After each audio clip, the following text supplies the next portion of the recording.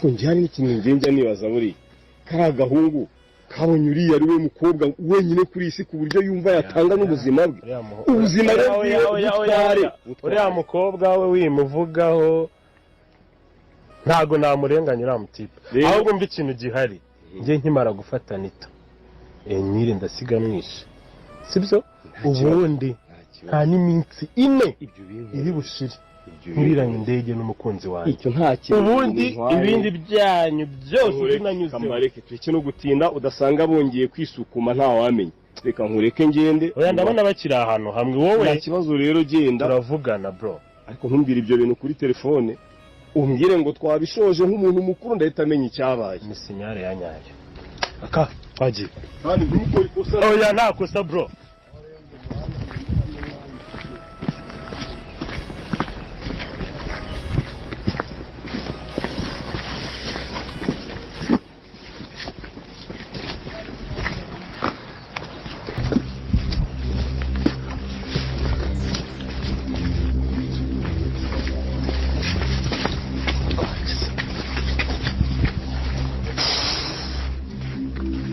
Yes!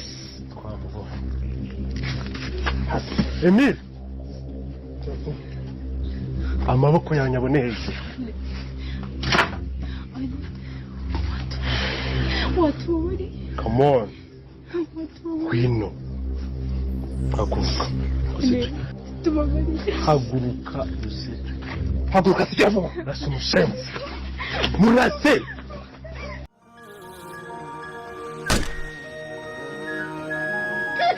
Hakukoze ibiki? Ngira kurasa Emile ukarasa Anita. Wawujike wanjye ibyo bintu. Ngira ngo urasa Emile ukarasa umukunzi wanjye nasoni. Gusa nuko yitambe. Giturangiza. Nasoni wowe man. Urane siri umugore nasi umugore. Batari bafata umujyane kwa muganga. Ufata tumujyane mu modoka. Man, gira vuba vuba. Gira vuba basaka ndatanga imbaraga. Gira vuba mushenzi. Anita.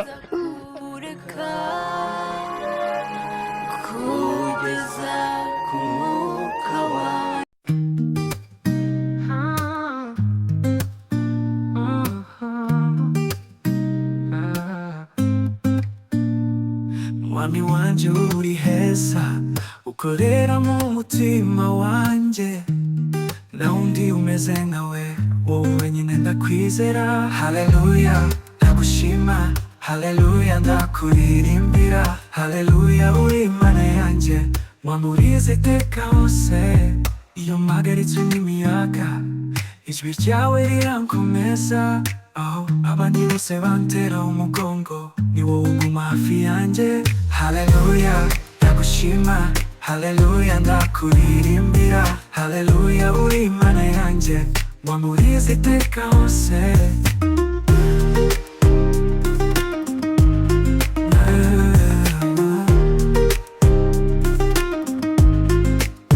ntacyo nakwitura keretse umutima wanjye nzawugutuye iteka hose kuko uri mwiza mwami haleluya ndagushima haleluya ndakuririmbira haleluya uri Imana yanjye wamurize iteka hose